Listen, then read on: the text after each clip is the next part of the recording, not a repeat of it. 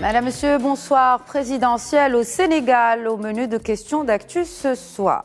Ma décision longuement et mûrement réfléchie est de ne pas être candidat à la prochaine élection du 25 février 2024. C'est le message principal à retenir du discours du président Macky Sall. C'était lundi. Et de poursuivre que contrairement aux rumeurs d'une nouvelle ambition présidentielle, eh bien, le président Macky Sall a une claire conscience et mémoire de ce qu'il dit, écrit et répète, c'est-à-dire que le mandat de 2019 était son second et dernier mandat. Alors pourquoi Macky Sall renonce-t-il à ce fameux très contesté troisième mandat? Cette annonce aura-t-elle marqué le retour au calme après plusieurs semaines de tensions et des dizaines de victimes? Comment la communauté internationale a-t-elle accueilli cette annonce? Y a-t-il eu des pressions étrangères pour dissuader le président sortant de briguer un troisième mandat?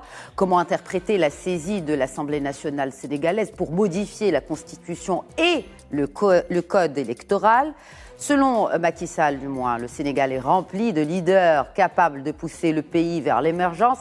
Qui sont ces leaders? Qui sont les candidats potentiels et qui pourrait être, pour le prochain président de la République du Sénégal, une des plus vieilles démocraties de notre continent? Pour répondre à ces questions, on ne peut plus d'actualité.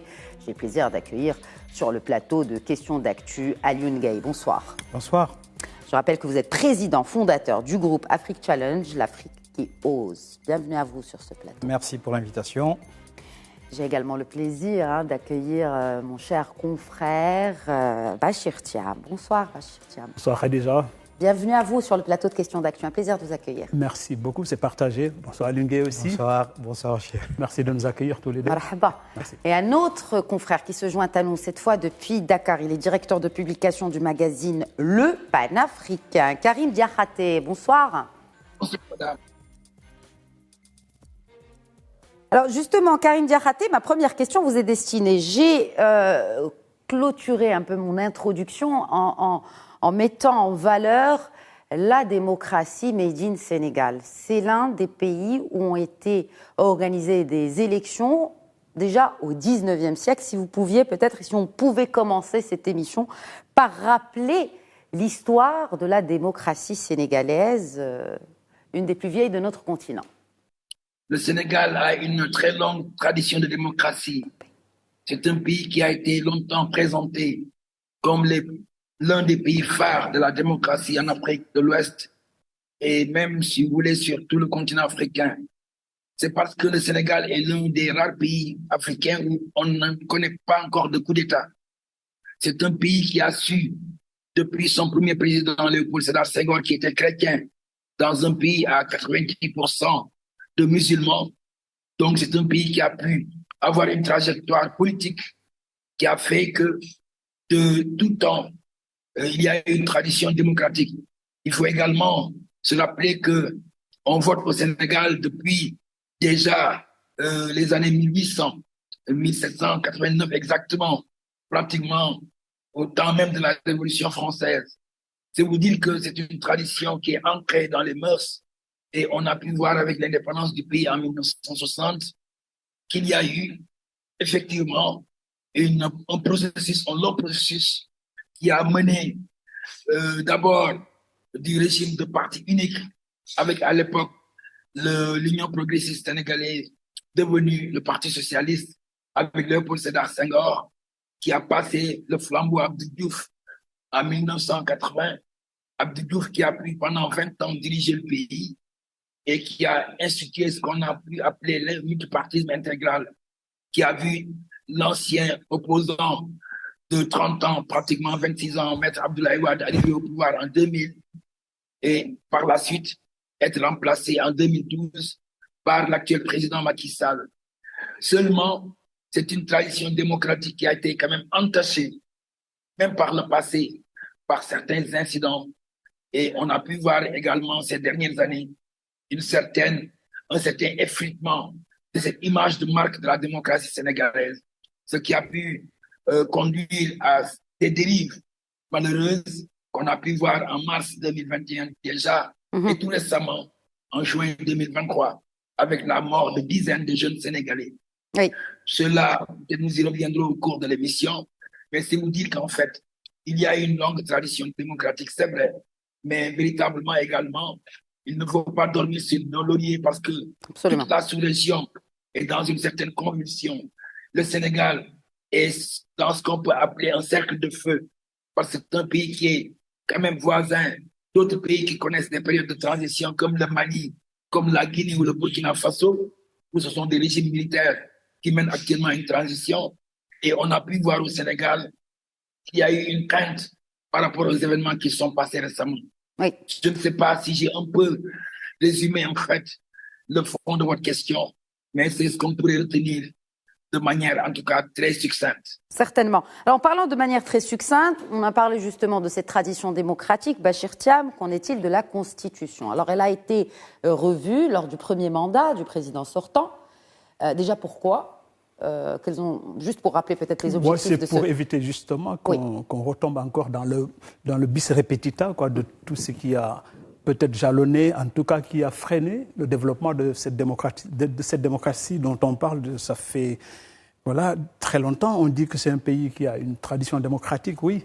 Mais en même temps, il faut dire quand même que les élections ont de tout le temps, depuis 2000, avec le président Wade du Parti démocratique sénégalais, le PDS, face au président sortant à l'époque, Abdou Diouf, déjà, il y avait des problèmes quand même d'élections qui se posaient, problème aussi d'alternance qui s'est posé.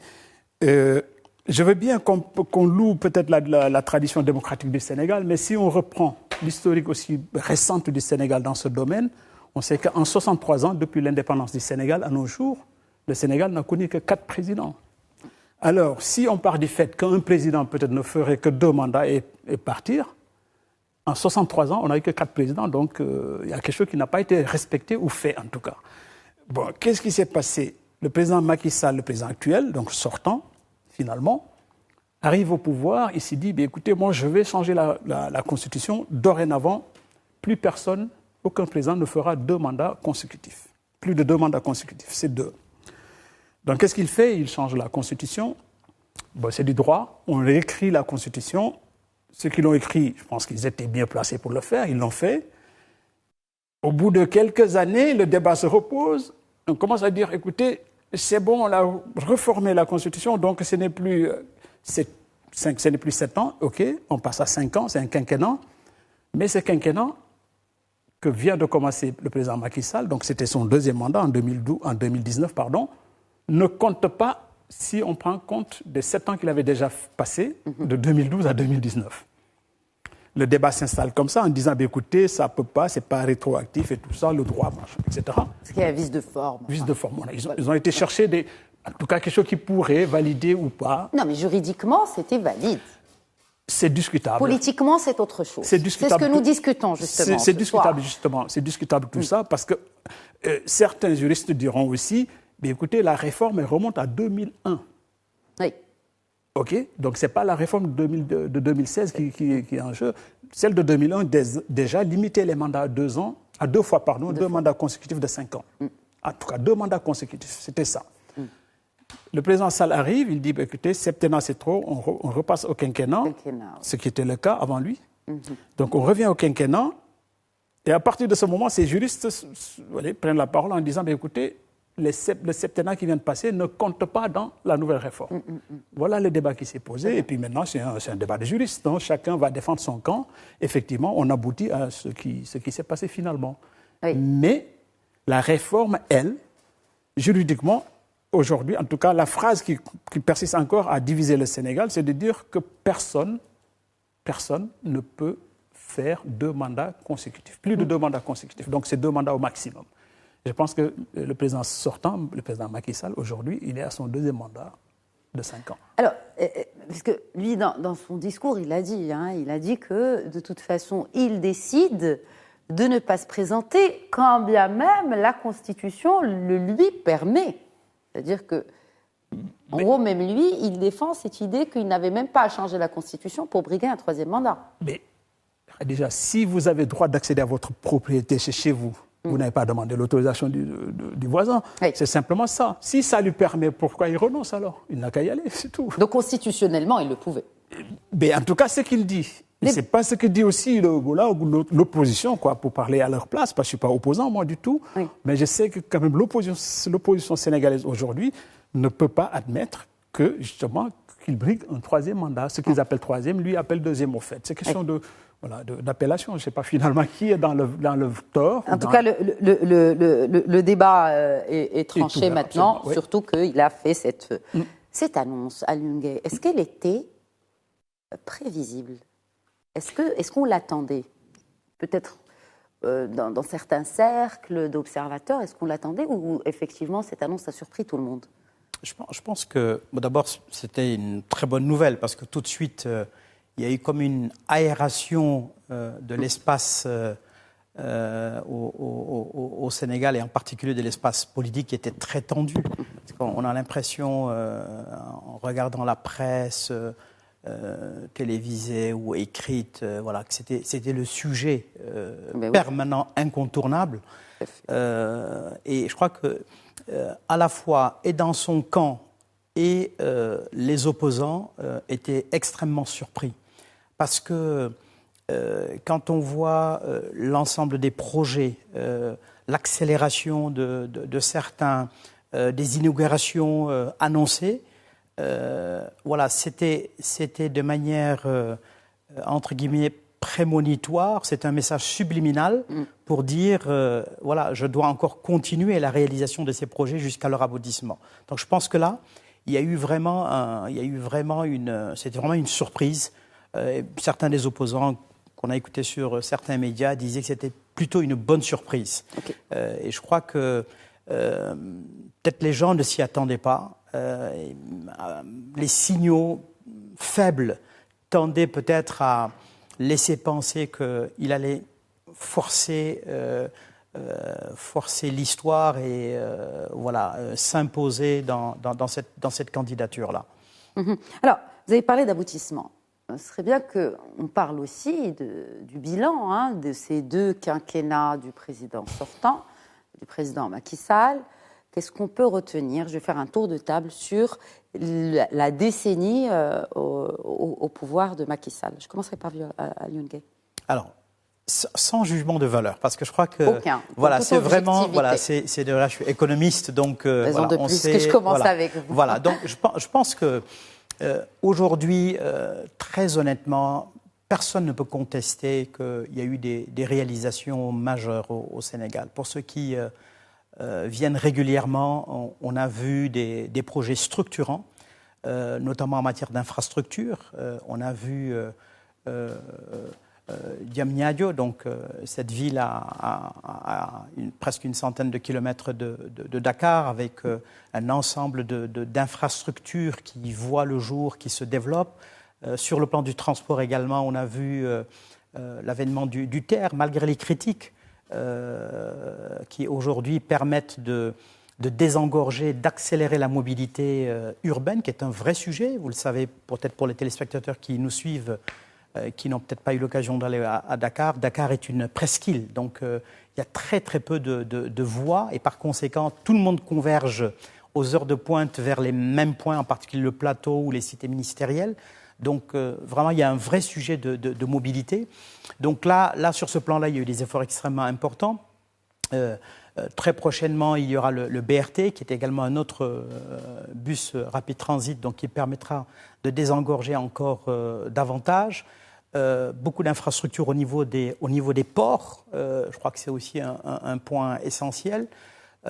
Sur le plan social, malgré un environnement et un pays qui n'est pas très riche, il y a quand même beaucoup d'avancées sur ce plan-là, notamment pour la prise en charge dans le domaine de la santé, dans la mise en place de nouveaux centres de santé et dans tout le Sénégal, avec des hôpitaux de niveau proche des hôpitaux principaux qu'on voit à Dakar. Donc sur ce plan-là, il y a une vraie décentralisation, un maillage du territoire avec des voies des ponts qui permettent l'accélération du transport à la fois des personnes et des biens.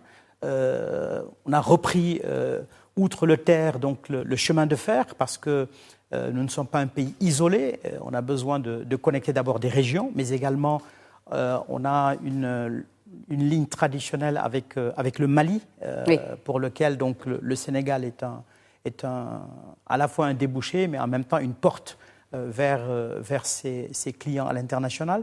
Donc bref, il y a un ensemble à la fois sur le plan des infrastructures, sur le plan économique quand même de réalisation, voilà, mesurables, qui ne sont pas contestables. Qu'en est-il du plan Sénégal émergent? Peut-être un mot dessus, Karim Diakhaté. Écoutez, déjà, je vais commencer par saluer la pertinence des analyses des intervenants sur le plateau. Parler du plan Sénégal émergent, je pense que c'est véritablement le plan directeur de l'action, de la vision du président Macky Sall, si vous voulez. Mais je voudrais un peu revenir sur quelques grandes considérations avant d'aller un peu dans l'explication de l'évolution, en tout cas de ce plan émergent. Il faudrait retenir que le président Macky Sall avait mis en avant le fait qu'il allait privilégier la patrie aux dépens du parti. Il avait parlé de faire en sorte qu'il y ait une gestion vertueuse, une gouvernance donc vertueuse. Je pense qu'il a plus ou moins réussi dans un certain sens son bilan matériel, qui est, les autres l'ont souligné avec pertinence, quand même assez élogieux, assez édifiant, c'est vrai. Il a, dans la continuité de l'action menée par le président Abdoulaye Wade, initié de grands projets d'infrastructure. Le visage de la capitale du Sénégal, Dakar, a changé, c'est vrai. Beaucoup de choses sont en train de se faire et on l'a rappelé tout à l'heure, le BRT sera terminé d'ici la fin de l'année. Le prolongement également du train express régional vers l'aéroport international Blaise Diagne de Diass sera terminé également en décembre. Et beaucoup de ponts, d'autoponts, de routes ont été effectivement réalisés. Mais vous savez, c'est très bien, c'est vrai. Mais il y a surtout un bilan immatériel sur lequel il y a beaucoup à dire. C'est vrai que le président Macky Sall a beaucoup fait en termes disons, d'aide, de soutien aux populations démunies. On l'a vu avec les bourses familiales. Il a essayé d'initier des actions en direction de la jeunesse avec son programme Jeune, en fait. Je ne sais plus le dénominatif Wolof, mais il a mis en place des fonds pour aider aussi bien les jeunes que les femmes. Mais cela est insuffisant, c'est vrai, par rapport à la forte demande sociale. Et c'est là que je vais aborder le plan Sénégal émergent, qui a produit de très bonnes choses, c'est vrai. Surtout les axes prioritaires de ce plan, qui ont été déclinés donc depuis 2018 et qui sont en train de se poursuivre avec la deuxième phase. Si vous voulez, beaucoup de choses ont été réalisées. Beaucoup de choses sont en train d'être poursuivies, mais il est évident que ce qui a causé un peu je ne dirais pas ce désamour, mais ce malentendu avec le peuple sénégalais quelque part, c'est parce que beaucoup d'attentes des populations n'ont pas été prises en compte. Et cela étant, sur le plan politique, il y a eu des attitudes, des comportements que beaucoup n'ont pas appréciés. Certains ont même parlé de justice à double vitesse. On a pensé que si on était du côté de la majorité présidentielle, on avait une certaine impunité et que véritablement, si on était dans l'opposition, on avait toujours des problèmes. Ce qui le prouve d'ailleurs, ce sont les arrestations, on va peut-être en parler. Mais cela fait partie quand même d'une tâche dans quand même le bilan assez satisfaisant du président Macky Sall. Mais le plan émergent est en train de se poursuivre. Et je pense que le successeur du président Macky Sall, qu'il soit de son camp ou de l'opposition, aura certainement à cœur de faire en sorte que les grandes déclinaisons de ce plan puissent être mises en œuvre, parce que beaucoup de choses, surtout au plan agricole et surtout aussi dans le domaine industriel, sont en train de se faire. et il serait bien de les prendre en charge. Absolument, c'est justement, et pour rappeler les axes stratégiques principaux de ce PSE, de ce plan Sénégal émergent, il y a la transformation structurelle de l'économie et de la croissance, le capital humain et ce fameux capital immatériel dont vous parliez il y a quelques instants, il y a la protection sociale, donc ça rentre dans cela, la gouvernance, institutions, paix et sécurité. Bachir Thiam. Une réaction peut-être peut-être un complément d'information par rapport à ce qui a été développé. Effectivement, un complément d'information. Moi, ça m'inspire le discours encore du président Obama au Ghana, je crois, c'était en 2019, en juillet 2019, quand il disait que l'Afrique n'avait pas besoin d'hommes forts, mais d'institutions fortes. On a besoin de ça, parce que ce qu'il décrit, le confrère Diakhaté, c'est juste, effectivement, parce que quand il dit que le successeur du président Macky Sall, qu'il soit de son camp ou de l'opposition, je pense que quand on est président de la République, on n'est plus ni d'un camp ni de l'opposition. Voilà. On est président de la République, quoi. En l'occurrence, on parle du Sénégal, donc de la République du Sénégal. Donc le successeur, le suivant, celui qui viendra après, d'ici à 8-9 mois, devra, en tout cas, a pour mission de poursuivre l'œuvre qu'il a lui-même avait hérité du président Wade, qui était sorti en 2012. Même s'il vient de l'opposition, comme le disait Karim Diakhaté, oui. Même si c'est quelqu'un qui ne partage pas la vision, du moins politique, du président sortant, eh bien, il va assurer la continuité d'une stratégie mise en place par son prédécesseur plutôt.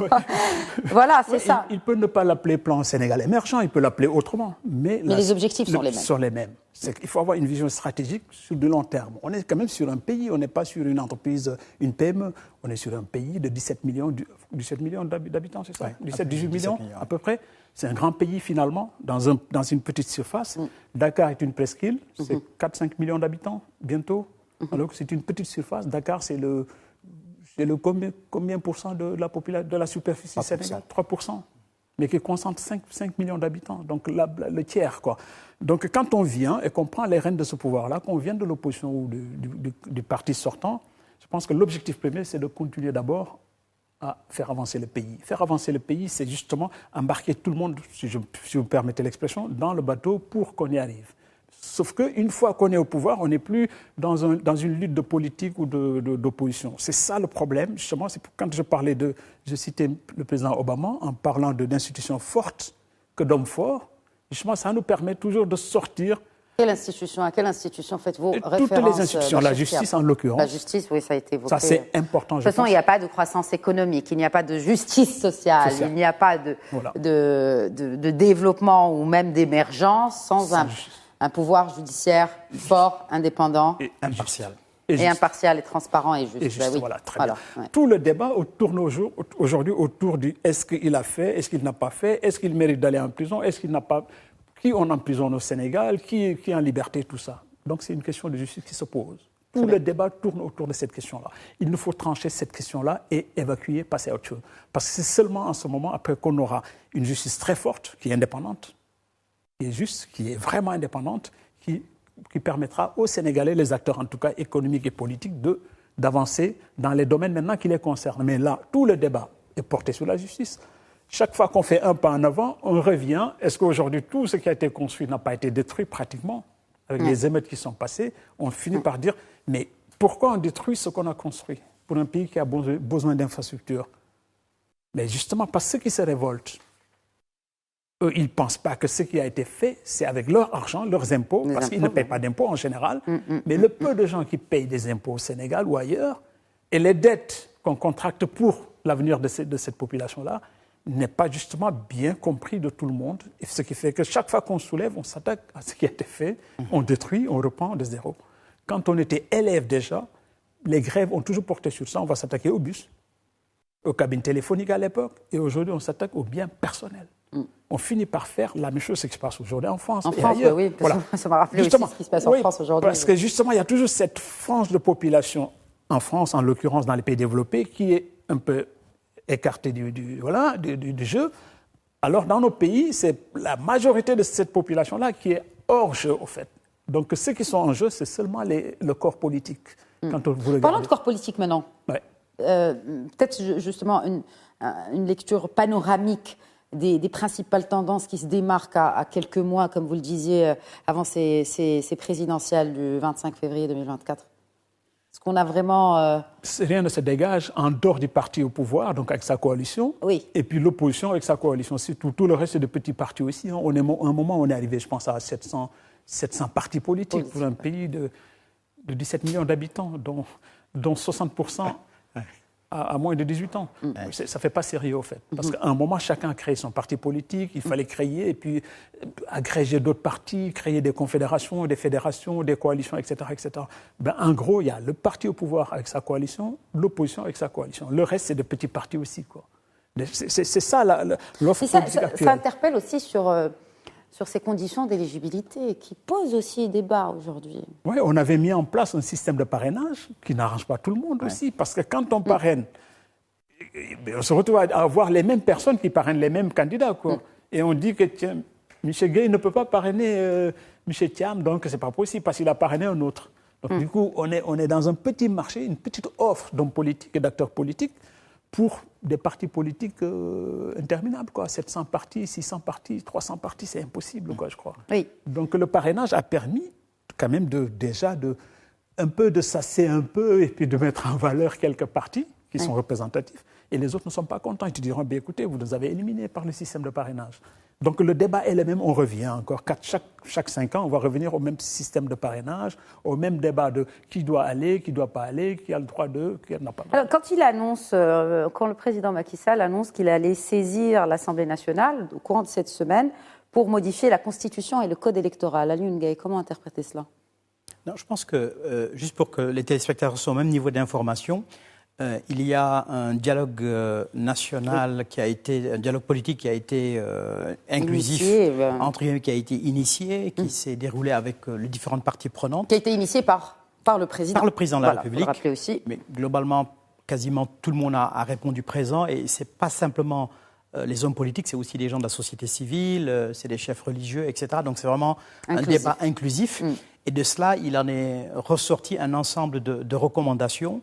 Et je crois que le président en a tiré les conséquences. Et donc, cela va être transmis à l'Assemblée nationale, comme il a indiqué dans son discours, de manière à ce qu'il y ait des amendements, des améliorations. Et c'est sur la base, vous pensez, de ce dialogue effectivement, parce qu'il y a des recommandations qui ont été faites collégiales. Différentes commissions étaient organisées sous la conduite du président de l'Assemblée, l'ancien président de l'Assemblée nationale, Moustapha Niasse, qui conduisait les travaux. Et donc, des recommandations sont ressorties avec, justement, des propositions d'amélioration qui vont être proposées donc, à l'Assemblée nationale, donc de manière à pouvoir les prendre en compte. Alors, peut-être un commentaire sur cela, et surtout que la mouvance du parti de Macky Sall, quand même, a été quelque peu surprise par l'annonce de sa non-candidature. Qu'en est-il de l'opposition? L'opposition dont nous avons entendu quelques voix ici et là, mais dont certaines disent que ce n'est pas complètement clos, même avec cette annonce. Il faut attendre la date de clôture de dépôt de candidature pour être sûr que le président sortant ne va pas briguer un 3e mandat. Karim Diakhaté. Écoutez, je pense que ce sont des craintes qui ne sont pas fondées. Ils se pensent certainement à ce qui s'est passé en Côte d'Ivoire avec le président Alassane Ouattara, qui avait parlé de cas de force majeure, avec le rappel à Dieu de l'ancien Premier ministre Amadou Gon Coulibaly. Je pense que ce n'est pas la même chose du tout. Vous savez, je pense que le président Macky Sall avait déclaré Orbi et Orbi qu'il n'allait pas se présenter. Il l'avait dit dans un premier temps, et quand il y a eu des cris d'orfraie de la part de sa majorité, il a été obligé de dire ni oui ni non, un peu pour calmer les ardeurs. Mais véritablement, je pense qu'il a caché son jeu. Je suis de ceux qui pensaient, qui croyaient dur comme fer, qu'il n'allait jamais renier sa parole. D'autant plus qu'il avait dit il y a très longtemps que jamais on ne me verrait dans des problèmes de 3e mandat. Maintenant, c'est vrai, il y a eu des actes qui ont fait penser à un certain moment qu'il allait se dédire. surtout lors d'un sommet de la CEDEAO, il était question pour les chefs d'État de se prononcer par rapport à cette question de troisième candidature. Et on avait vu que c'était la Côte d'Ivoire, le Togo et le Sénégal qui n'avaient pas accepté de se prononcer de manière claire contre cette éventualité. Par conséquent, beaucoup avaient pensé que le président Macky Sall pouvait être amené à revenir sur ce qu'il avait lui-même, qui est consigné dans son ouvrage à la page 165, le Sénégal au cœur ou à cœur. Voilà, maintenant, pour revenir un peu à comment son parti, sa majorité présidentielle va se déterminer par rapport à cette décision, mais je pense que de toute façon, les dés sont jetés. Il ne reste que 6 à 7 mois avant les élections. Il sera très difficile, en tout cas à mon avis, pour certains, de faire comme en cyclisme, ce qu'on pourrait appeler une échappée solitaire. Il est évident que le président Macky Sall garde toujours la main. Il a toujours donc la possibilité de désigner un éventuel dauphin. Qui serait ce dauphin, justement? Qui serait ce dauphin qui pourrait succéder à Macky Sall? Bon, mais écoutez, au niveau de sa majorité oui, bien et sûr. au niveau même de son parti, il y a quand même de bons profils. Il y a déjà le Premier ministre Amadou Ba, qui est quand même quelqu'un qui connaît bien l'administration, pour avoir en tout cas dirigé en son temps la direction des impôts et domaines avant de devenir ministre de l'économie et des finances, ministre des Affaires étrangères, c'est vrai, pendant une courte durée, et Premier ministre. Donc, c'est quelqu'un qui a une certaine connaissance de l'économie du pays, en tout cas, et des affaires intérieures. Et il y a également le fait que c'est Amadou Ba qui avait piloté justement la deuxième phase donc, du plan Sénégal émergent. En fait, c'est lui qui était parti à Paris lors de cette fameuse réunion avec les bailleurs de fonds. Mais il y a également d'autres profils plus ou moins cachés, comme Abdoulaye Daouda Diallo, qui a été ministre de l'Intérieur et qui a été récemment directeur de cabinet du président Macky Sall avant d'être récemment nommé à la place d'Idrissa Seck, président du Conseil économique, environnemental et social. Il y a Ali Ngouille Ndiaye, on en parle parce que c'est quelqu'un aussi qui a gagné au niveau de sa localité et cela compte. Mais de toute évidence, je reste convaincu que le profil qui sortira des rangs de cette majorité aura l'agrément du président Macky Sall pour passer.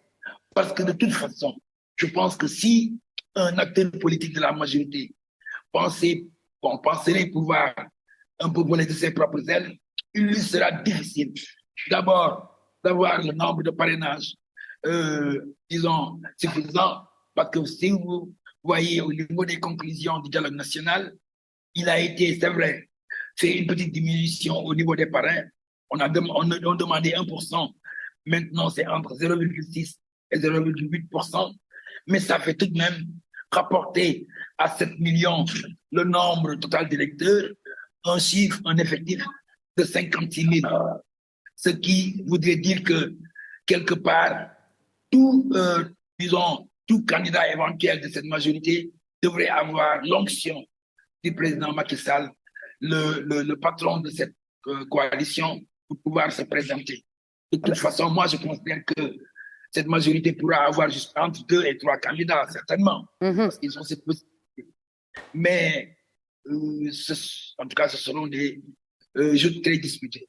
Alors, des jeux très disputés, et c'est le cas aussi de l'autre côté, c'est-à-dire dans le camp de l'opposition. Il y aura une recomposition de cette opposition. Quelles sont les principales tendances qui se dégagent déjà, en sachant que Ousmane Sonko n'est toujours pas éligible pour le moment, oui. Pour le moment, pour déposer sa candidature. Et d'ailleurs, sa réaction a été virulente après l'annonce du président sortant ne pas se représenter, Bachir Thiam.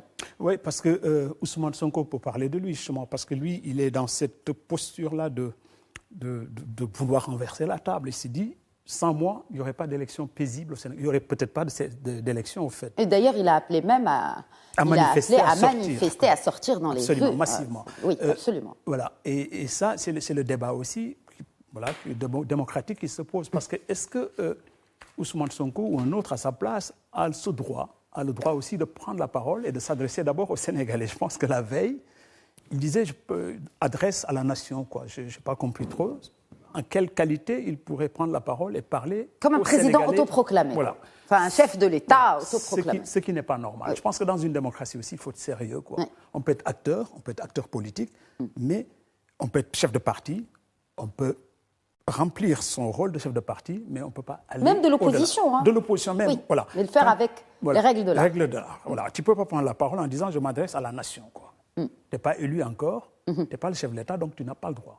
Je pense que déjà, le laisser parler à la nation, je ne sais pas si on l'a laissé ou pas, c'est déjà en soi un grand pas. Et de là, maintenant, sa situation fait que Ousmane Sonko, personne, au moment où on parle, ne peut dire s'il est éligible ou pas. En tout cas, il est condamné. Sur le plan juridique, il n'est pas éligible, mais il n'est pas arrêté non plus, il est chez lui. Oui. Le débat se pose là. Le débat des juristes encore, c'est de dire, est-ce qu'on peut l'assigner en résidence sans, je ne sais pas, sans peut-être autorisation administrative ou juridique et tout ça, mais en tout cas, de fait, il est chez lui et assigné en résidence. Est-ce que c'est un problème démocratique aussi que ça pose, ce débat-là? Les politiques, même l'opposition n'en parle pas, sérieusement en tout cas. Ceux qui sont partis à la conférence, à la réunion du dialogue national, c'est pas comment on appelle, le dialogue national, n'ont pas évoqué le cas d'Ousmane Sonko. Et pourtant, ce sont ses partisans aussi. En l'occurrence, Khalifa Sall, qui était là-bas, qui est aujourd'hui le chef de file peut-être de Taxawu Sénégal, c'est ça? C'est ça. Voilà. Donc, mais il n'a pas évoqué le cas d'Ousmane Sonko. Alors qu'ils sont dans le même camp aussi. C'est le bloc de l'opposition aussi. Donc, tout ce débat-là n'a pas été posé sérieusement pour savoir demain, est-ce que Ousmane Sonko est partant ou est-ce qu'il est potentiellement partant ou pas. On fait comme si il n'existait plus dans le jeu politique, sachant qu'il est en stand-by. On ne sait pas s'il va en prison ou pas. Oui. S'il va en prison, qu'est-ce qui va se passer? Non, sachant que il y a un article dans justement de la Constitution, enfin du Code électoral, Oui, pardon, le Code électoral. qui rendait inéligible de façon permanente quiconque avait été condamné à une peine supérieure à 5 ans de prison. Ouais. Ça, c'est pour l'inéligibilité. C'est ça. Mais il est toujours éligible parce qu'il n'a pas été condamné. Enfin, il a été condamné, mais il n'est pas en prison. Il n'est pas en prison, c'est sûr. Voilà. Ouais. Donc c'est là où Il y a un vice de forme. il y a un vice de forme, encore une fois. Oui, oui. Non, il est en prison à la maison. Il est en prison à la maison, tout à fait. Mais ça ne l'empêche pas d'appeler à la violence, d'appeler les foules à sortir dans les rues, à manifester, malgré que l'objet numéro 1 de toute cette contestation, c'était que le président sortant brigue un 3e mandat. Il annonce qu'il ne briguait pas un 3e mandat et malgré cela, Sonko appelle quand même à sortir dans Parce que son dans cas les n'a rues. pas été évoqué. C'est cela. Son cas n'a pas été évoqué. Bon, le cas premier, c'était justement pas de 3e mandat, donc ça s'est réglé. Ça n'a rien à voir avec la patrie. Ça n'a rien à voir avec la patrie, ça n'a rien à voir. Donc, c'est Macky Sall ne devait pas partir, il ne part plus. Ouais. Est-ce que c'est réglé ou pas? Non, ils disent maintenant, non, c'est pas réglé parce que le cas Ousmane Sonko n'a pas été évoqué. Pourquoi? Et pourquoi? Pourquoi? C'est ça. Donc on n'a pas de réponse à Il n'y cette a pas de question. réponse rédigée. Quid de la candidature d'Idrissa Seck? Alioune Gaye. Alors peut-être juste avant la candidature, je crois qu'un des éléments qui est quand même très symptomatique, là, c'est le fait que, c'est pas pour revenir sur les questions précédentes, mais le fait que le président, il a justifié pourquoi il était venu le temps maintenant de dire s'il était ou pas candidat. La problématique que ça pose, c'est qu'on ne prépare pas la suite. Et donc, pendant toute cette période-là, le président s'est retrouvé face à un ensemble de colères que peut-être l'opposant, je ne suis pas un spécialiste, il y a des politologues plus aguerris qui pourraient en parler, mais qui a cristallisé. On a vu que la jeunesse, en fait, toutes ces colères se sont retrouvées autour de Ousmane Sonko. Et je crois que ça montre que, quelque part, préparer la suite est vraiment un enjeu qui est extrêmement important et qui n'a pas été fait. Et comment prépare-t-on la suite? Justement, c'est très philosophique, mais en même temps, et le point, et ça sort. Terrain. Ce qui me frappe, c'est que ça sort, quand je regarde les différents intervenants du dialogue politique, ça sort du champ purement politique. Aujourd'hui, quand on regarde des confédérations syndicales, patronales, etc., c'est les mêmes têtes qui sont là. On a une problématique qui est celle du rapport au pouvoir, qui est celui également de la transmission du pouvoir. Ça, au-delà du champ politique, c'est une problématique. C'est vrai. Parce que, on a l'impression que c'est des titres fonciers quand on est président de telle ou de telle autre institution. Qui s'hérite peut-être. Voilà. Alors que En réalité, aujourd'hui, l'accélération de l'histoire, la complexification des problématiques font qu'il y a une usure naturelle du pouvoir qui fait qu'au-delà, Bachir le disait tout à l'heure, 4 présidents en 60 ans, il y a un problème, en particulier quand on a une telle dynamique démographique et une jeunesse aussi représentative par rapport à la population qui a des attentes que l'expérience est forcément importante, personne ne le nie. Mais aujourd'hui, avoir des dirigeants, des décideurs qui ne comprennent pas les dynamiques autour d'Internet, des réseaux sociaux, qui ne comprennent pas forcément les enjeux géopolitiques, qui ne comprennent pas les nouvelles chaînes de valeur, les métiers mondiaux, enfin, tous ces sujets-là, ils ne peuvent plus parler à ces jeunes-là. Ils ne savent plus répondre à leurs attentes. Et vous disiez tout à l'heure également dans votre commentaire que la prolifération des partis politiques, c'est aussi le signal, c'est le fait que les gens pensent que leur promotion, leur statut passe par réussir en politique. Voilà. Oui. Au détriment des entrepreneurs. On sait bien que ce sont les entrepreneurs qui créent les entreprises de demain et les emplois d'après-demain. Et là, il y a un sujet sociétal. On n'est pas dans le politique simplement, mais on a un sujet du temps long qui est celui du pouvoir, de la représentation du pouvoir et de la transmission. Et je crois que là, il y a un point parce que, justement, dans un parti politique, les premiers partis de l'indépendance, pourtant qui étaient en situation de monopole, mais avaient une école du parti, où on formait quelqu'un comme Khalifa Sall que l'on voit, c'est le produit d'une école qui s'appelle le PS. Donc c'est quelqu'un qui a fait ses humanités, je dirais, dans le parti. Et donc, arrivé à un moment donné, c'est des gens qui ont des responsabilités en tant que ministre, en tant que patron de ceci ou de cela, et voilà, émerge une classe de leaders. Mais à l'opposé, on a Karim Wade aussi. Hein. Donc on a, si vous parlez de Khalifa Sall, on a Khalifa Sall d'un côté, on a Karim Wade aussi. Et ce sont deux écoles à l'opposé finalement. Tout à fait. Bon,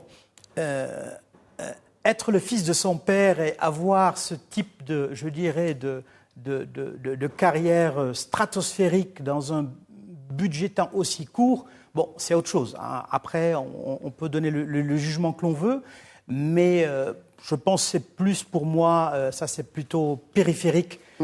Pour revenir sur la question, aujourd'hui, les partis devraient reprendre, je dirais, la formation, parce que prenez au hasard les gens dans les partis, ils sont incapables de vous formuler la vision du parti de manière claire, quels sont les projets dans lesquels ils sont engagés, de devoir savoir les défendre publiquement et de manière convaincante, parce que là, maîtriser les outils on s'attaque pour le faire. Hein, pour justement parler peut-être même aux foules, il y a un certain populisme pour qu'on touche là où ça fait mal sans vraiment donner d'alternative, mais on joue sur le côté émotionnel. Mais cela dit, nous sommes à quelques mois encore une fois de ces présidentielles, les dés sont-ils jetés ?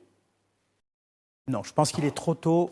Je pense qu'il est trop tôt pour le dire, parce que on ne sait pas vraiment qui sont les acteurs en place. C'est normal Sall et Karim Wade, dont on parle. Est-ce que c'est normal à quelques mois, c'est à moins d'un an quand même. On parle d'une échéance qui est demain, quoi. Est-ce que ça ne pourrait pas, alors que les tractations n'ont visiblement, officiellement, pas encore commencé d'un camp comme dans l'autre. Enfin, dans un camp comme dans l'autre. Non, je pense que la seule information, je pense, suite au discours du président, de ne pas se présenter, c'est qu'on part sur l'idée que le jeu sera plus ouvert. Sera-t-il inclusif ? Ça, c'est une autre question. Au moment où on parle, on ne le sait pas encore. Certainement. Alors, vous avez parlé des attentes des Sénégalais.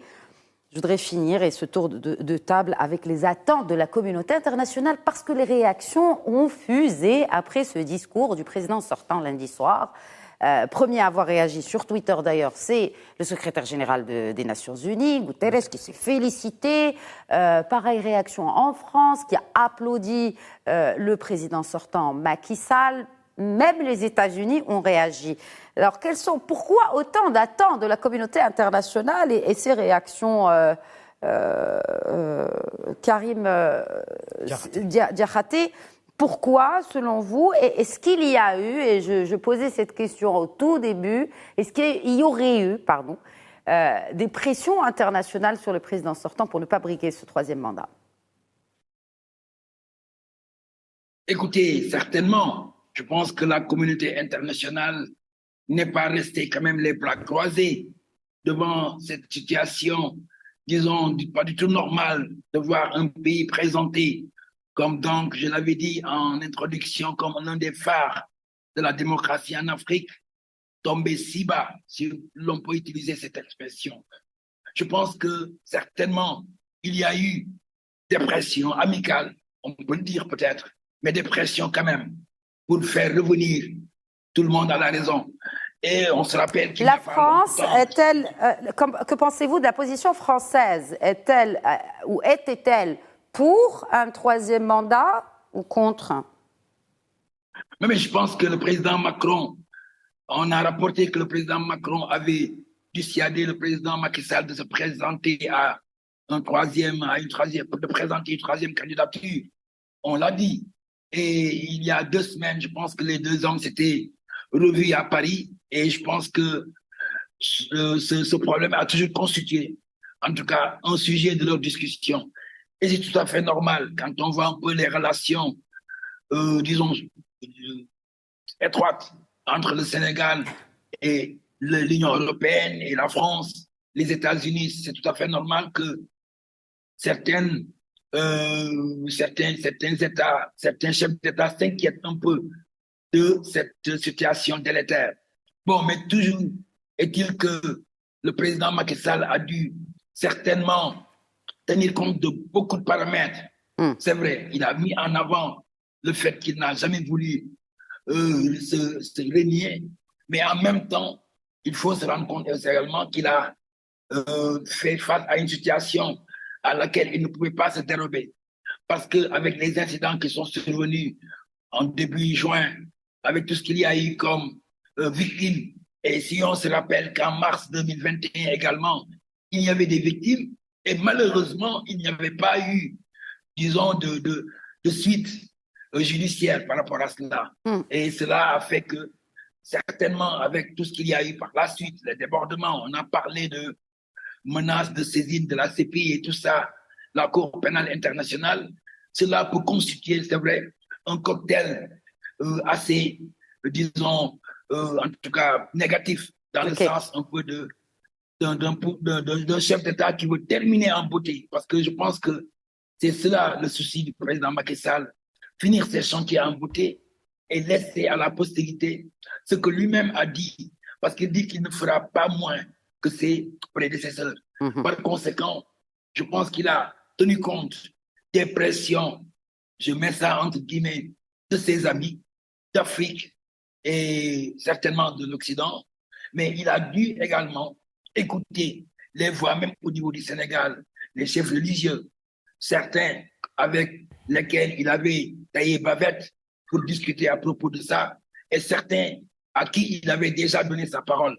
Par conséquent, je pense que c'est une suite logique. Bon, maintenant, laissons le temps faire les choses aller positivement, mais je rappelle que cette décision de non-candidature n'est que la partie, bon, je veux dire, c'est une première étape. Il reste maintenant la seconde étape par rapport à l'inclusivité même de la participation à l'élection présidentielle. Et c'est là où, véritablement, on va voir que si, effectivement, les fruits, disons, les fruits de ce dialogue et même de cette paix sociale qui est revenue vont véritablement être productifs. Parce que s'il y a une évolution négative de la situation, il est évident qu'on va retourner un problème. Je pense au cas Sonko, justement.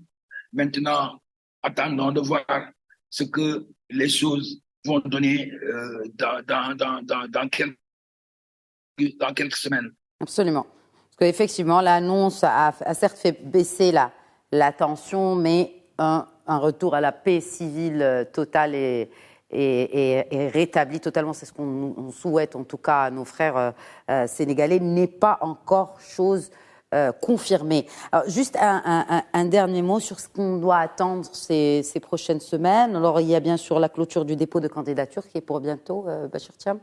Oui, puis surtout on attend le cas Ousmane Sonko, c'est ça qui reste en suspens pour le moment, parce que sinon le reste c'est presque joué. Il n'y a pas de troisième candidature, ça c'est clair. Deuxième chose, Khalifa Sall pourrait être candidat. Karim Wade aussi. Okay. Donc il reste le cas d'Ousmane Sonko. C'est le cas qui reste. Et puis c'est la quatrième inconnue de l'équation qui s'est posée au Sénégal, je crois. Et ça, dans les pressions dont on parle, je ne sais pas s'il y a pression de ses amis ou pas, en tout cas, la question n'a pas été posée. Et je pense que pour certains, effectivement, la France en l'occurrence... La France-Afrique, elle a dit son dernier mot, selon vous? Pas encore. Très bien. Alioune Gueye, même question. Il lui faut une émission en un autre 52 minutes pour traiter de la question. Oui, mais vraiment comme ça, la France-Afrique a-t-elle dit son dernier mot? Non, je crois que, qu'on le veuille ou pas, les relations avec la France sont tellement ténues, anciennes, profondes.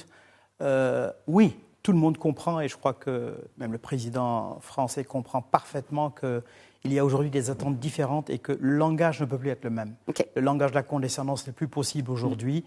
Il faut réinventer cette relation à l'aune de la situation actuelle, des enjeux et des attentes aujourd'hui d'une population jeune, décomplexée et qui a envie d'avenir. Oui, et de démocratie. Et de justice. N'est-ce pas, Bachir Thiam, surtout. Merci beaucoup, Bachir Thiam. Merci à vous également, Alioune Gueye. C'est vraiment un échange des plus constructifs. Je remercie également mon confrère Karim Diakhaté. Merci d'avoir été avec nous et d'avoir enrichi ce débat depuis Dakar. Et nous allons certainement revenir à cette thématique dans cette émission. Merci. Merci beaucoup, merci. Merci à vous pour votre fidélité à Question d'Actu. Très bonne soirée à tous.